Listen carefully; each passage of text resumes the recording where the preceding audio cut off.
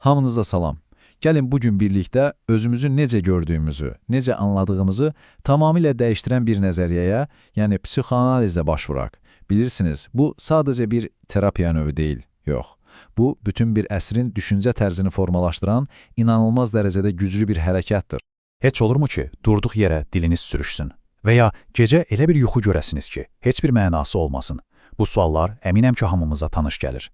Yaxşı, bəs desəm ki, 100 ildən də çox əvvəl bir Avstriyalı həkim çıxıb dedi ki, bütün bu gündəlik, adi görünən qəribəliklərin arxasında əslində çox dərin bir məna var?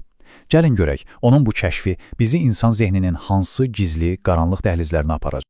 Yaxşı, bəs bu gün nələrdən danışacağıq? Səyahətimiz 4 hissədən ibarət olacaq. İlk öncə hər şeyin necə başladığına, bir həkimin qəribə pasiyentlərinə baxacağıq. Sonra şuursuzluğun, yəni zehnimizin o qaranlıq hissəsinin xəritəsini cızmağa çalışacağıq.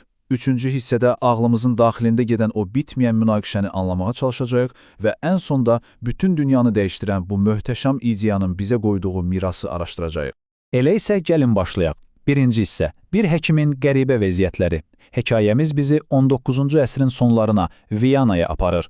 Düşünün, elmin hər sahədə böyük uğurlar qazandığı bir dövrdür, amma həkimlər bəzi qəribə xəstəliklər qarşısında demək olar ki, aciz qalıblar.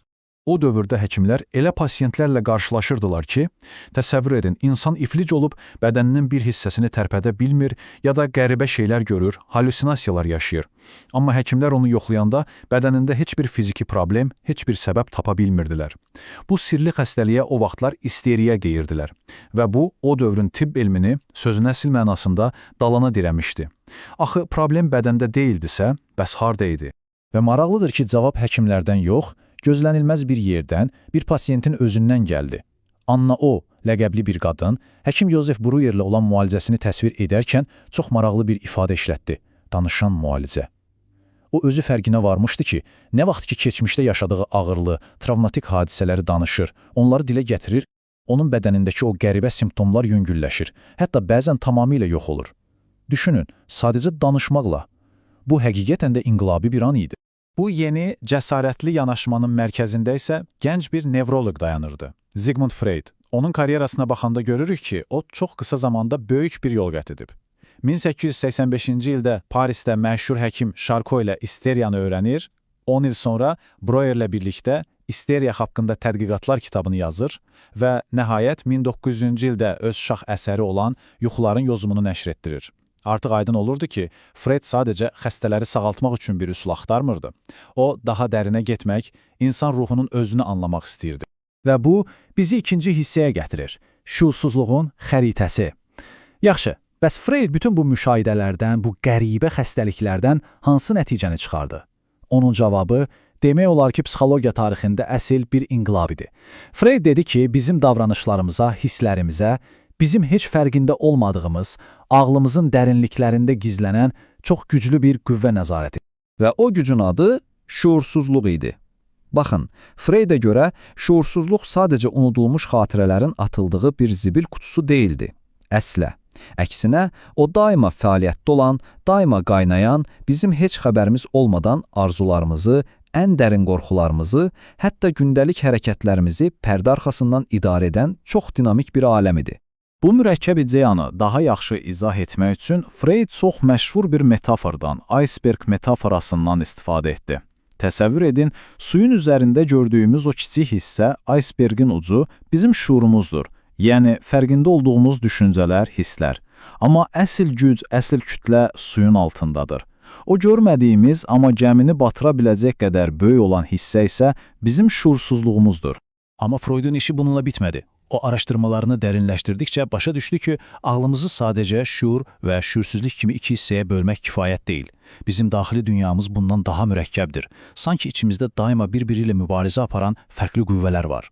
Məhz buna görə də o, topografik modeli, yəni iceberg modelini daha dinamik bir modelə, şəxsiyyətin struktur modelinə çevirdi. Bu yeni model sanki içimizdəki 3 fərqli personajın daimi bir dramıdır.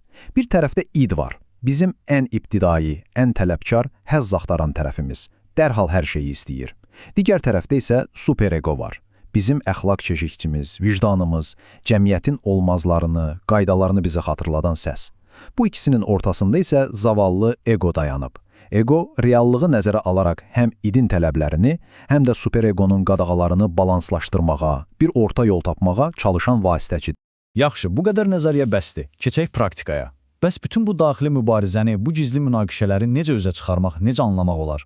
Freudin nəzəriyyəsi həm də bir metod idi. Şuursuzluğun o qaranlıq dərinliklərinə enmək üçün özünə məxsus alətləri vardı. Gəlin indi də bu alətlərin nə olduğuna baxaq. Psixoanalitik metodun əsasında duran şey əslində çox sadə görünür.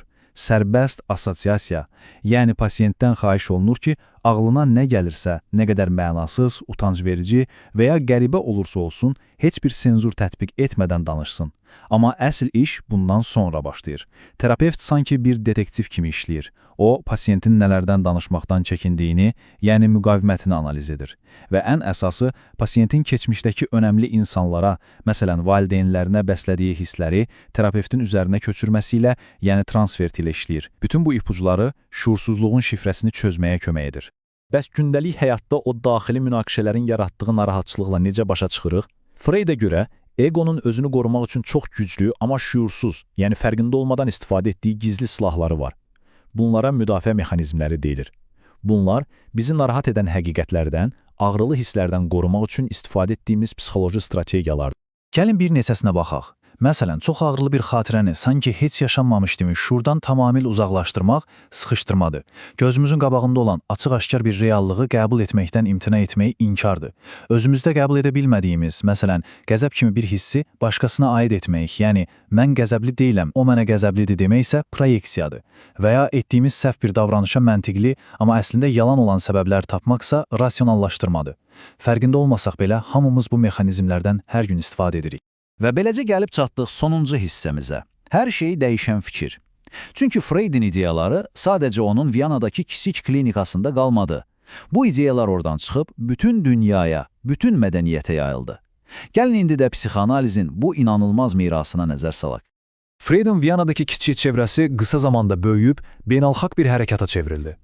Amma bu heç də hamının Freud ilə eyni fikirdə olduğu anlamına gəlmirdi. Əksinə, onun Carl Jung və Alfred Adler kimi ən istedadlı, ən məşhur tələbələri bir müddət sonra ondan ayrılıb, öz psixoloji məktəblərini qurdular. Bu mübahisələr, bu ayrılıqlar əslində bir zəiflik əlaməti deyildi. Freudin ideyalarının nə qədər canlı, nə qədər müzakirəyə açıq və güclü olduğunun bir sübutuydu. Bütün bu mübahisələrə, fikir ayrılıqlarına baxmayaraq, psixoanalizin mədəniyyətə vurduğu damğa sözün əsl mənasında silinməzdir. Bir düşünün, sürrealist rəssamlar yuxuları və şuursuzluğu kətana köçürərkən ondan ilham aldılar. Kafka, Mann kimi yazıçılar öz mürəkkəb personajlarını yaradarkən onun ideyalarından bəhrələndilər. Hətta Bergman kimi böyük rejissorların filmlərində bu təsiri açıq-aydın görmək olur. Və təbii ki, gündəlik dilimizə keçən Freudçi dil sürüşməsi və ya ego kimi terminlər, bunların hamısı göstərir ki, Freud insan olmaq haqqında düşüncələrimizi əbədi olaraq dəyişdirib. Yaxşı, bəs bütün bunlardan sonra gələk əsas suala. Üstündən 100 ildən çox vaxt keçib, saysız hesabsız tənqidlər, müzakirələr olub, bəs psixoanaliz bugün bizim üçün nə ifadə edir? Bu bəlkə də cavablanması ən çətin sualdır. Psixoanaliz, insan ağlının sirlərini açan inqilabi bir elmdir, yoxsa dövrümüz üçün insan təcrübəsinin ən dərin qatlarını anlamağa kömək edən güclü bir fəlsəfədir? Bəlkə də cavab heç biri deyil, hər ikisidir. Və elə Freudun mirasının əsl gücü də məhz bu mürəkkəblikdə, bu bitməyən müzakirədə və hələ də aktual qalmasında gizlidir.